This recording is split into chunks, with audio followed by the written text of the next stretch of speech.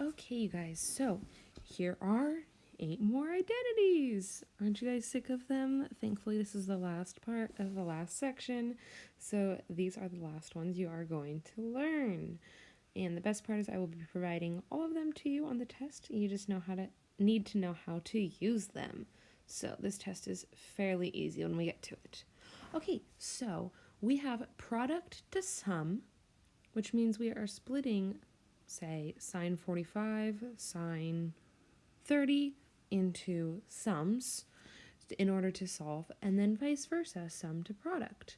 So things to be aware of when you're doing this is to pay attention to the addition and the subtraction signs, which with each of them. Proper color, there we go. They all differ each time. So you're going to need to be really, really careful when you are using the identities, or else things will go south.